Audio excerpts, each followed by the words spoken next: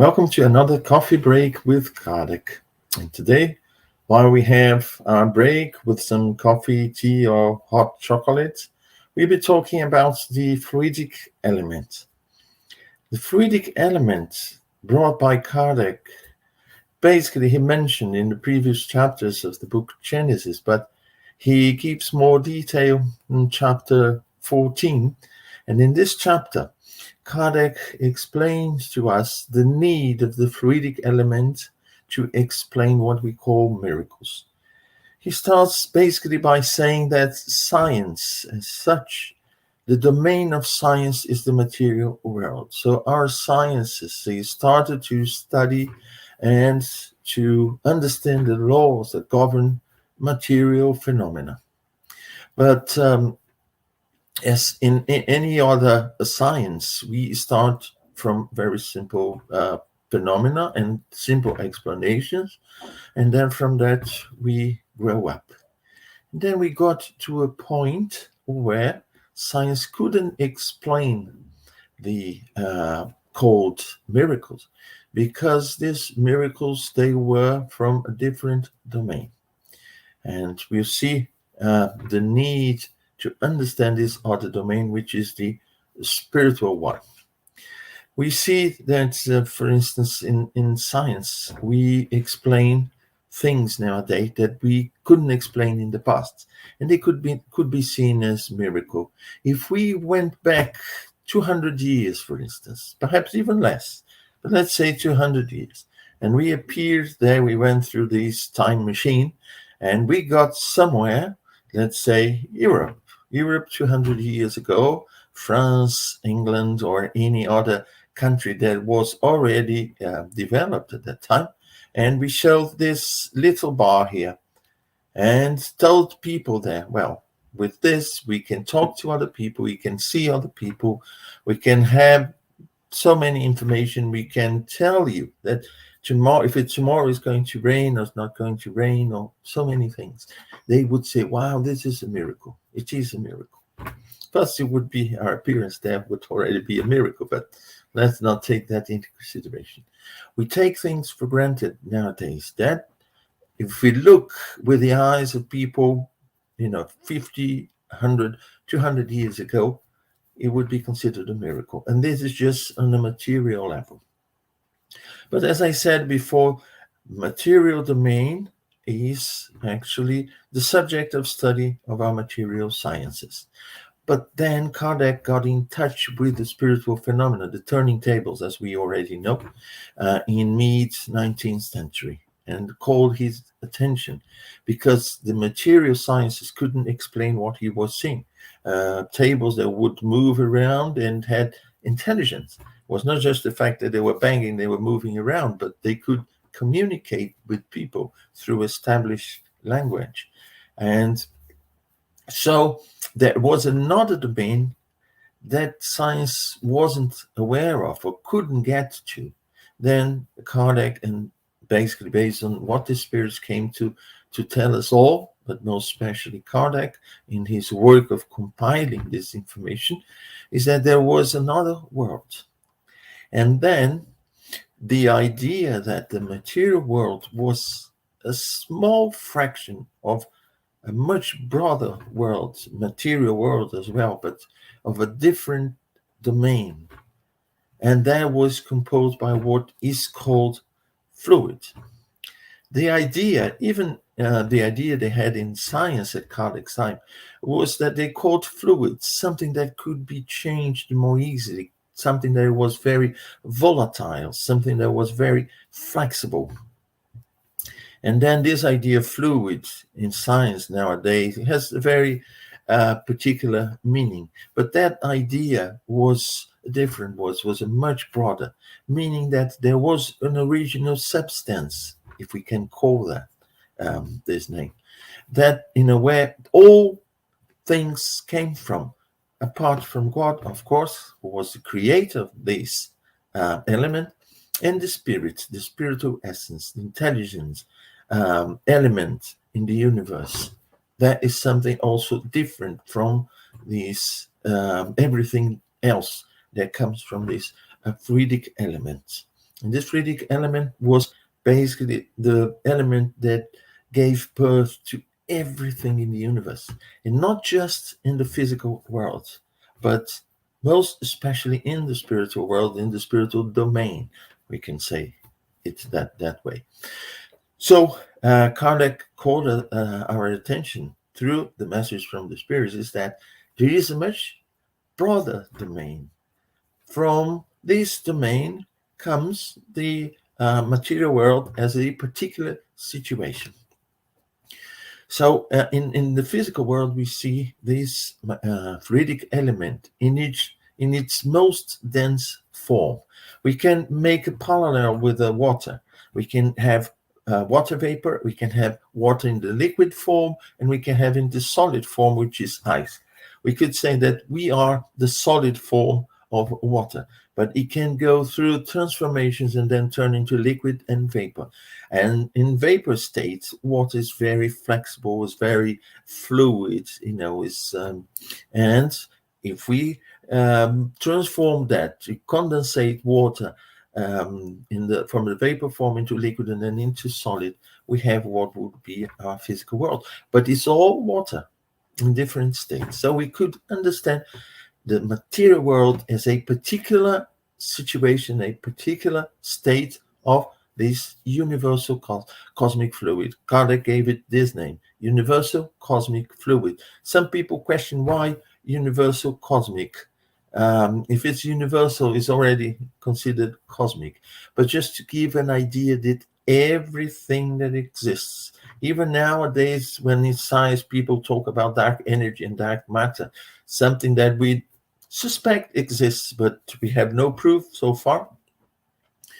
And many other things that we will encounter in the future, they are all byproducts of this universal, this primitive element, which is subtle, is very pure, is very ethereal, if we can use that word. And then he saw the need to explain, because most phenomena called a miracle, they were in the spiritual domain, not so much in the physical domain, because our physical sciences nowadays, they have evolved enough. They give us elements to understand that even those things that have no clear explanation, we know that it's a question of time and effort to do some research and then find the explanation for that. So we see, I've just mentioned dark energy and dark matter entering into context of the expansion of the universe. We know that the universe shouldn't be expanding at the speed it is expanding nowadays. And the reason for that, so scientists suspect that the reason for that is this energy and matter we don't see, we don't detect. Until now, we haven't detected and seen it, but it probably exists, and then since it exists, it explains things that we are not seeing, and we don't call that a miracle. It's a miracle that the universe continues expanding at such a high speed instead of diminishing the speed of expansion. So we already know that the explanation will come, and then in what is called a miracle, the explanation is there. It's just because we don't know this domain. We knew very little about the spiritual domain, although it is with us, because we are spirits in a physical body.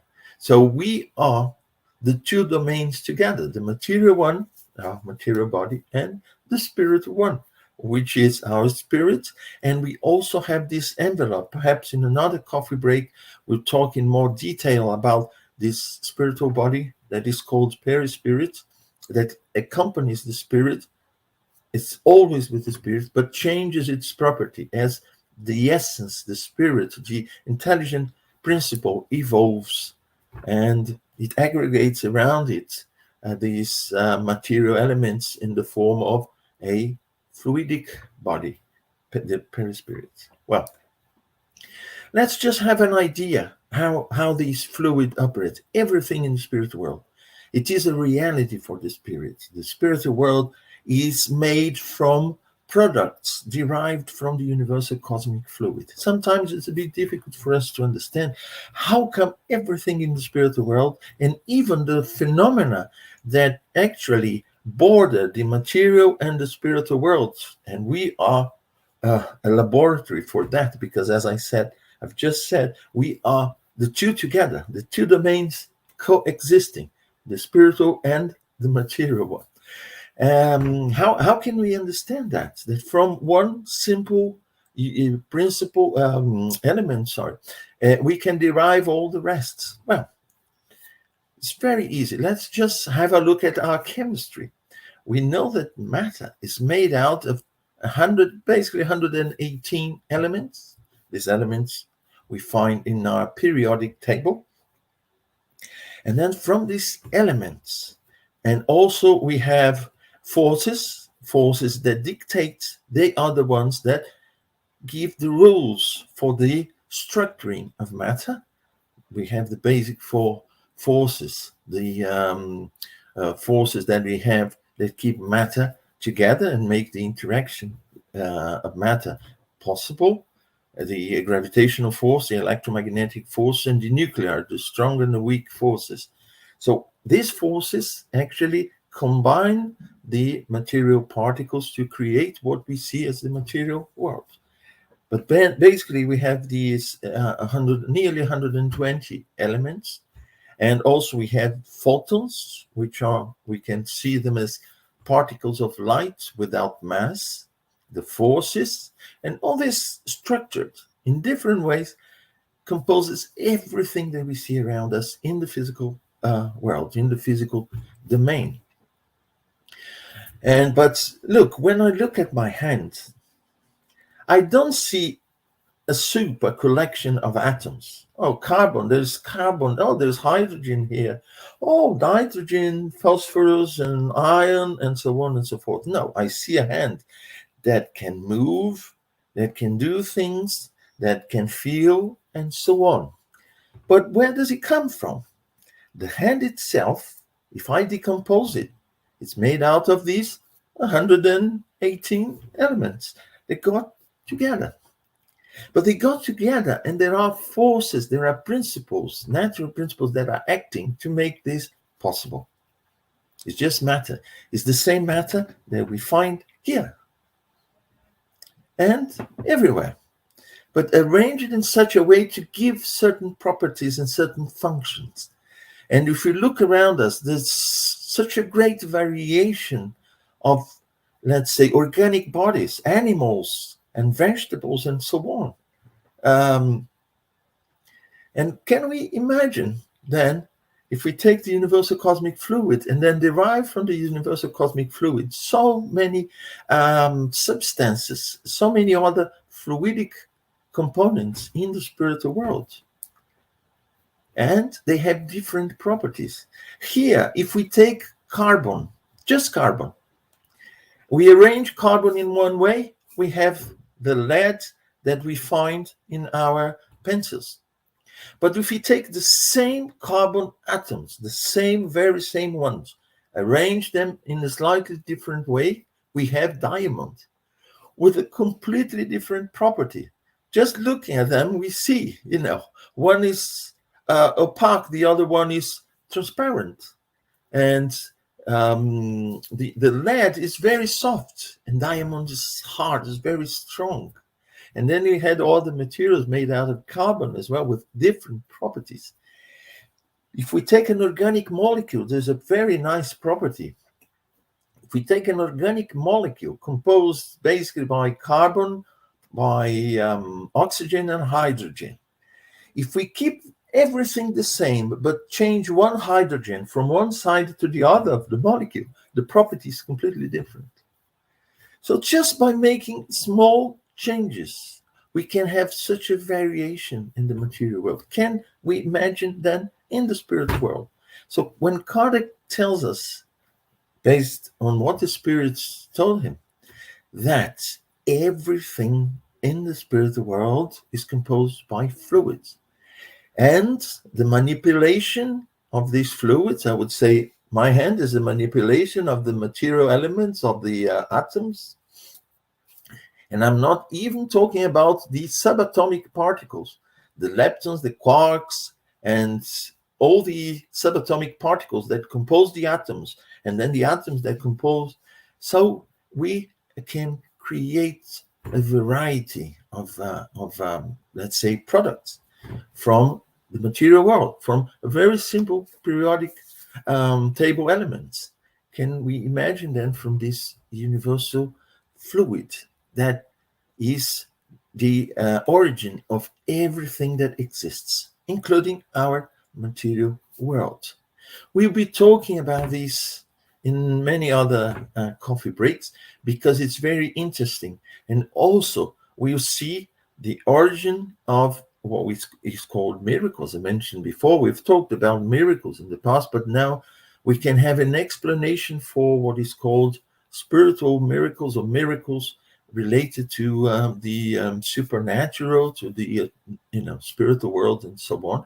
The interaction between the spiritual body and the physical body through the perispirit, which, as I said, is the spiritual body of all of us. Each one of us has, together with our spiritual essence around it. That's why it's called peri, around spirit, around the spirit. We have this fluidic body. And then we'll see that the interaction is basically something almost natural. And we can explain the variety of miracles we see in the Bible, we see in so many other books, especially religious books. That's why we call these, we could call them religious miracles and not, the miracle of something that we can't explain. And it's easily explained by natural laws that we don't know. So in the future, in other coffee breaks, we'll be talking about this fluidic element again, because it is a very important part, including in mediumship. That's what I had for our coffee break today. I hope to see you next week for another coffee break with Kardec. Thank you.